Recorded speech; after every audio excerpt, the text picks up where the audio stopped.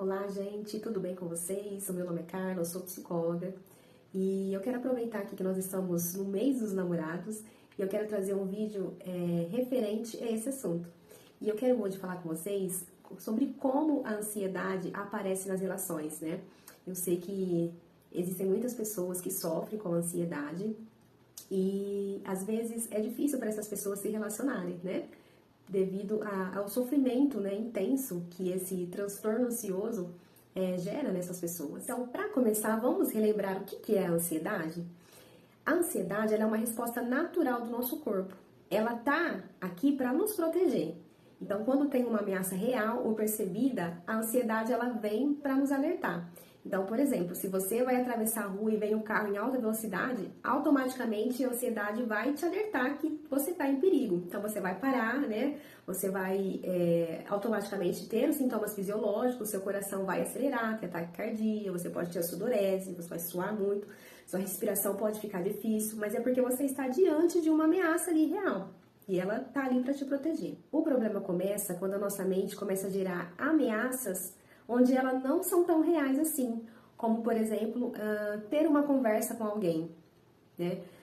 É uma conversa difícil, mas pelo fato dela ser difícil, né? Você ter que lidar com isso, você começa a ter esses mesmos sintomas, taquicardia, sudorese, dificuldade para respirar.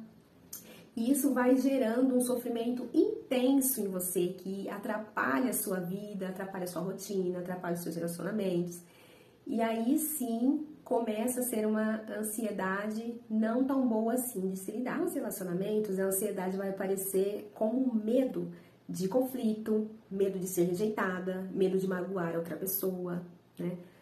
Medo de não ser aceita. Então, por causa da ansiedade, as pessoas podem ter algumas atitudes em seus relacionamentos que não são tão boas assim, como assumir responsabilidades que não são delas, ter dificuldade de dizer não, evitar conversas difíceis para evitar conflito, tentar agradar o tempo todo. A ansiedade, ela pode acabar gerando nas pessoas pensamentos distorcidos em relação a elas mesmas e ao seu cônjuge, ao seu namorado, ao seu companheiro.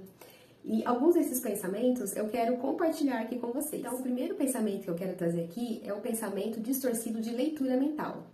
Então, aconteceu alguma coisa, né, no trabalho do namorado ou da namorada e a pessoa chegou em casa mais calada, não quer conversar tanto. Daí, a pessoa ali do outro lado já faz uma leitura mental, como por exemplo, é certeza que ele ou ela está chateado comigo. E ao invés da pessoa perguntar o que aconteceu, ela prefere ficar ali naquele pensamento de que a outra pessoa está chateada com ela, né? Então, isso é um tipo de pensamento distorcido. Outro pensamento distorcido bem comum dentro dos relacionamentos é a personalização. O que é a personalização? É quando a pessoa acaba atribuindo para si a culpa de eventos ou situações que estão fora do seu controle, mesmo quando não há justificativa. Então, eu vou dar um exemplo. Tá o casal, né? E esse marido chegou aí do trabalho quieto e a pessoa pensa assim, ele está quieto por culpa minha. Então, ele já chegou do trabalho assim, né? Não viu a pessoa o dia todo e ela logo atribui a culpa por esse marido estar mais quieto a ela. Então, esse é um pensamento distorcido. Então, esses pensamentos distorcidos acabam gerando mais ansiedade. E existem algumas perguntinhas que você pode fazer para você mesmo, para validar esses pensamentos, para saber se eles são reais. Então, você pode perguntar, tem evidência de que o que eu estou pensando é verdadeiro? Se fosse outro casal passando por essa mesma situação, o que eu diria para eles? Né? E existe uma outra forma de olhar para essa situação. Outro ponto bem importante que eu quero falar nesse vídeo é você ter a consciência de que você precisa estabelecer limites, né? E por causa da ansiedade, às vezes algumas pessoas não conseguem estabelecer limites. Então o que acontece é que às vezes as pessoas olham para os limites como se eles fossem muros, mas eles não são muros, eles são pontes. E quando eles são bem colocados de uma forma saudável, eles acabam que ajudam e contribuem para você ter um relacionamento mais saudável. Quando nós não colocamos limites, quando nós não expressamos o que sentimos, quando nós não falamos sobre as nossas emoções, isso acaba nos sobrecarregando, nos deixando mais invalidadas E isso acaba que aumenta a nossa ansiedade, né?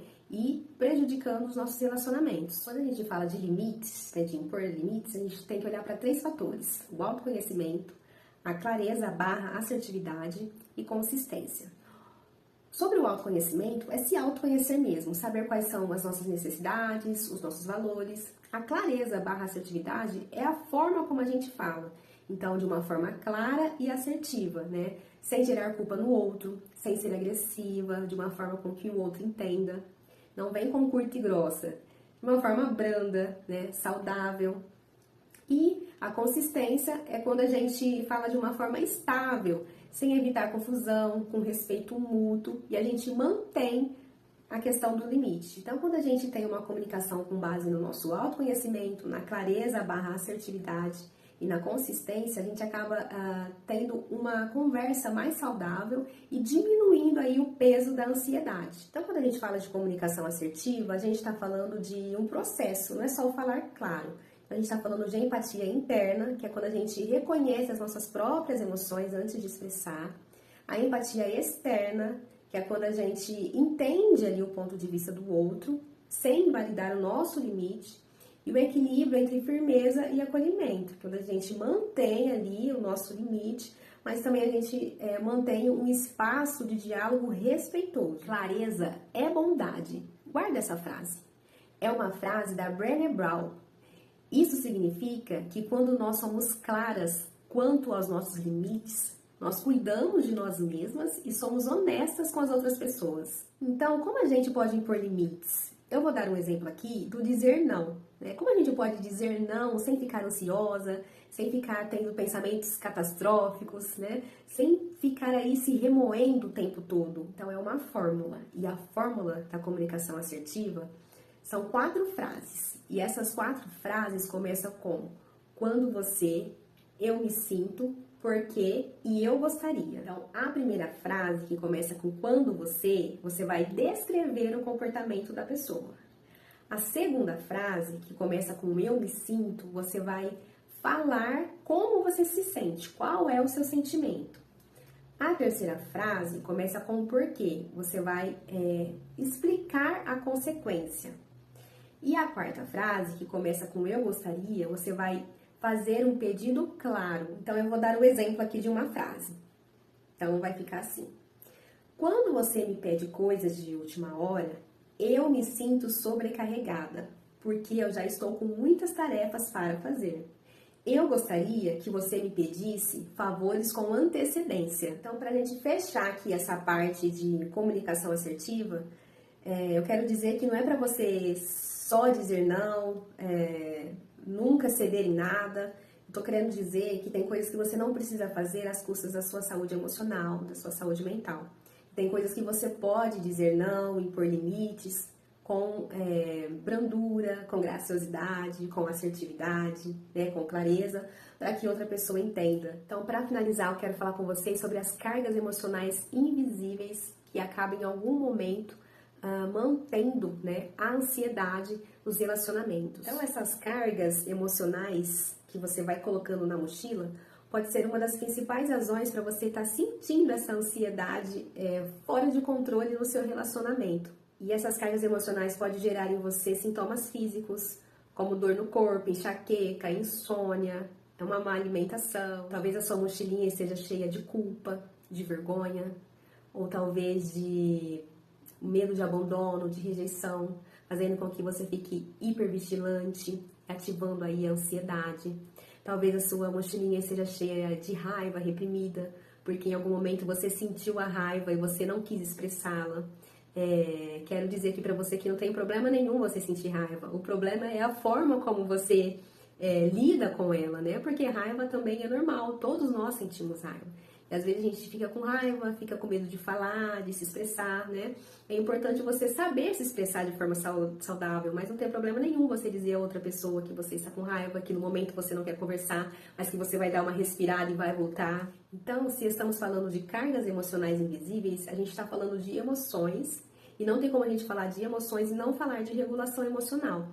E quando a gente acaba guardando essas emoções, reprimindo essas emoções, colocando essas emoções na mochilinha, a gente acaba mantendo o quadro ansioso. Se você está em relacionamento e tem dificuldade de lidar com algumas questões por causa da ansiedade, eu espero que esse vídeo tenha te ajudado de alguma forma. E você lembre-se sempre de questionar os seus pensamentos, verificar se eles são verdades ou não, que você consiga expressar as suas emoções sem guardar na mochilinha, que você consiga ter uma comunicação assertiva, que você consiga ser clara e bondosa, respeitando também o limite do outro, o sentimento do outro, para que você tenha cada vez mais um relacionamento mais saudável e mais frutífero.